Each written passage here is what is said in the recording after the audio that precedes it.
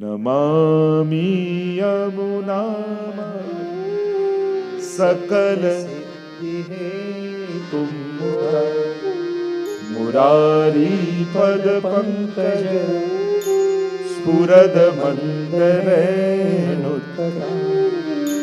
તટસ્થ નવ કાનન પ્રકટ મોદ પુષ્પાંબુના સુરાસુર સુપૂજિત સ્મરપિતુ શ્રિયમ વિપ્રતિ.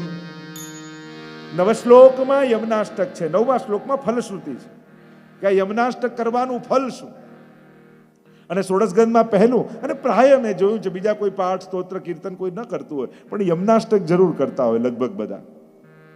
લગભગ મા બાપ બાળકોને પણ કહેતા હોય કઈ નહીં તો એક યમનાષ્ટક કર, એક શ્લોક કર.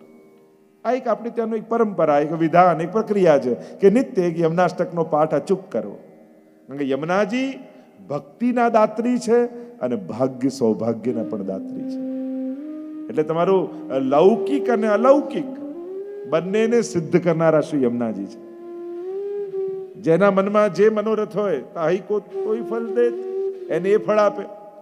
તો લૌકિકની કામના તો લૌકિક ફળ, અલૌકિકની કામના તો અલૌકિક ફળ. તો એવા શ્રી યમુનાજી નમામિ શબ્દથી પ્રારંભ કર્યો છે. યમુના શ્રી ગુસાઈજી પણ યમુનાષ્ટપદીમાં નમો દેવી યમને નમો દે નમનથી પ્રારંભ કર્યો.